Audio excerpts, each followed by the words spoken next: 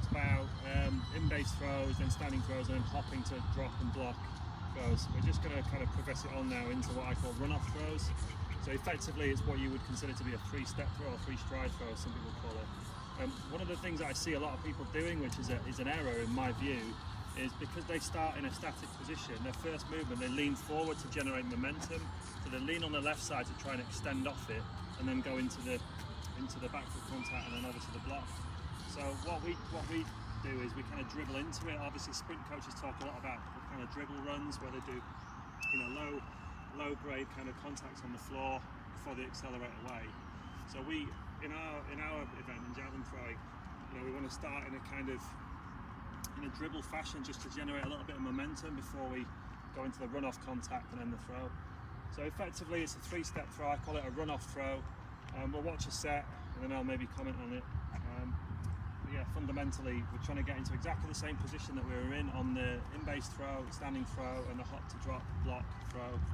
So we're just trying to transfer it back now into a more intense kind of movement pattern, more intense throw, and then obviously we'll build back to more short rhythm throws, which would be 5-step or 7-step traditionally. So yeah, I'm going to let Shu do a set now, and then I'll come in and comment again. Okay, Daddy, let's go. Yeah.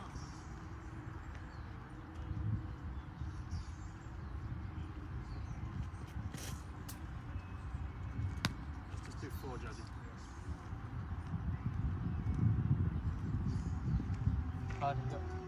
So after the boom, very hot, very hot. Fine.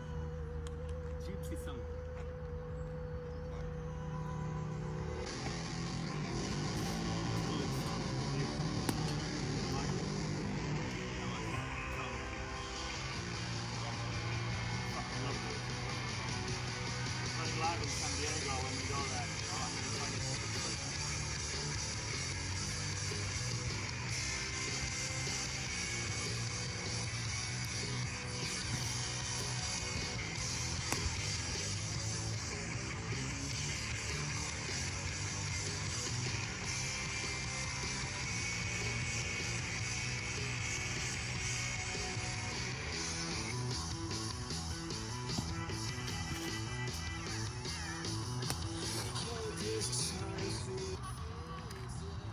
Good.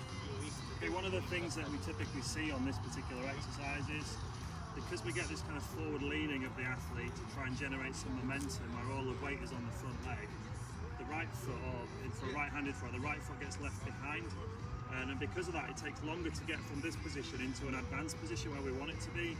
So that's one of the areas of a strict three-step throw is my first movement is going to be that, and then my right foot is already behind me, just because I'm trying to generate momentum here. So that's why we do the dribble throwing, so we can get here and we can get the feet out in front, which is where we want it to be. Because when we throw a javelin off the runner, our feet are typically ahead of our centre of mass.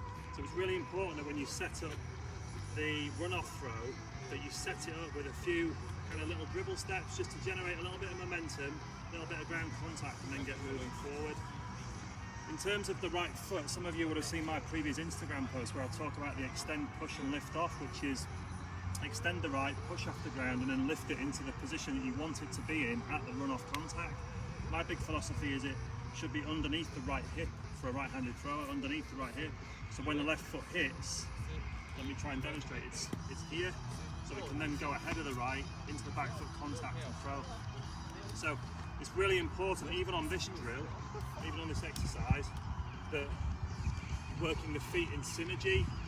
It's not just about driving with the left foot, it's about pulling with the left and pushing with the right. So the Americans will call it the kick and reach off the right, I call it the extend, push and lift off.